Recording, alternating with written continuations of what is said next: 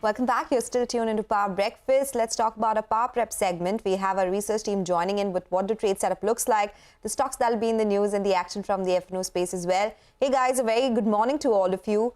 Hormaz, let me come across to you first up. A big reversal is what we are seeing today.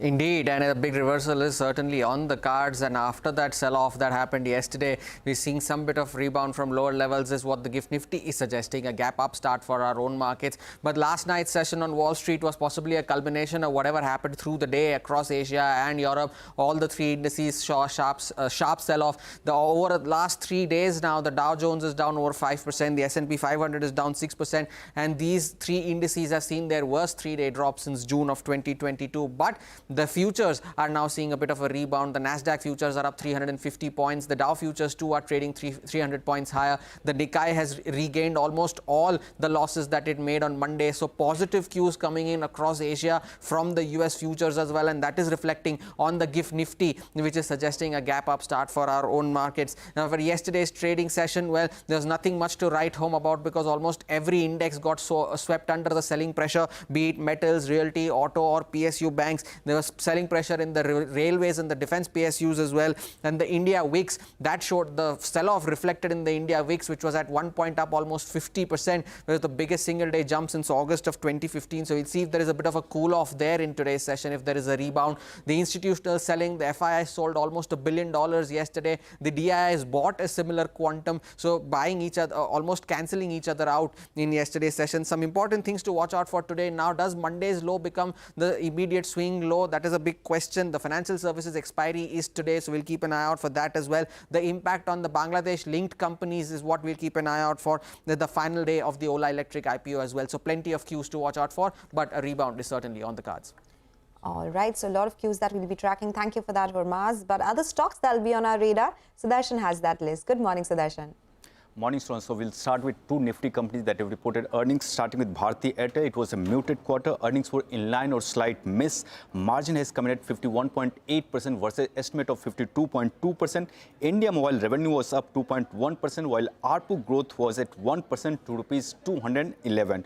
ONGC earnings were better than estimates due to lower OPEX. Revenue has increased 2% and margin has risen 250 bips sequentially. And crude realization was at $83.05 against our estimate of $82.80 per barrel. Tata Chemicals, it was a mixed set of earnings. There was a sharp fall in earnings year-on-year, but there was an improvement on a sequential basis. Margin was down 960 bips year-on-year, but it was up 210 bips sequentially. Deepak Nitrite, earnings have improved both year-on-year and sequentially.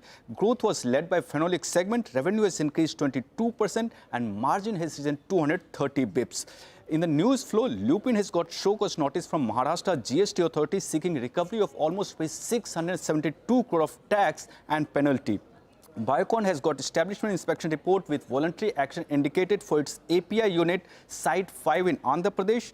Aurobindo Pharma, US FDA has classified UGI Unit 2 as official action indicated. Also keep an eye on some stocks that may be impacted due to political situation in Bangladesh, and those stocks are Marico, VIP Industries, Jubilant Food and Trend. In the other list of earnings, companies which have reported good earnings were Vijaya Diagnostics, Schneider Electric, Triveni Turbine, Motherson Sumi Wiring, BLS International and Aarti Pharma. And companies which have reported weak earnings, Bharti Hexacom, Monte Carlo, BML and Sirma SGS. So keep an eye on these stocks that might be in focus today.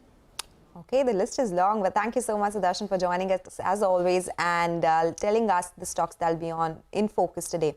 Let's talk about the F&O space. A lot of action there. Manglam is joining us now. Good morning, Manglam. Good morning. Indeed, a lot of action overnight. We did see a big rout in yesterday's trading session. The Nifty Bank, the mid-cap index, all of them getting pummeled. But the important part was the Nifty at the end of the day closed above 24,000 and the Nifty Bank too closed above that 50,000 mark. So that would give some support in terms of sentiment. Though there is volatility and that's reflected in the way the India VIX rose. In fact, it's the biggest daily spike all the way since August 2015. And remember, between August 2015 and now, we've had big days of volatility in our market as well. None as sharp impacting, on the VIX as yesterday itself. But the GIFT Nifty is now indicating some sort of recovery. The question isn't about where we open. The question today will be where we close. Because, will this recovery that we saw be used as a profit booking opportunity for those who are probably, or exiting opportunity for those who are sitting on some of their long positions or not, is the big question that we'll have an answer to. The FIs, they've been selling lock, stock and barrel, over 10,000 crores in yesterday's trading session, and they've been on a cash market selling spree as well. Even in index futures, there was a sale of close to around 2,400 crores, where they unwound close to 11,000 longs and also added around 24,000 shorts. Nothing major in index futures by the FIIs. This is something that they've been doing over the last few trading sessions itself. You know, they've removed their long positions from 66% to about 60%, and net exposure is down by about 56,000 contracts as well.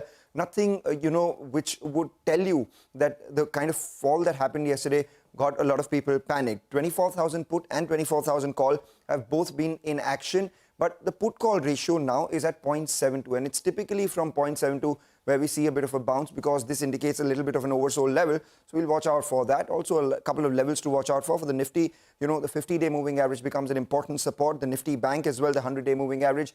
HDFC Bank, which is the common factor to both of them, will be, also in focus, because the stock is exactly at the 50-day moving average.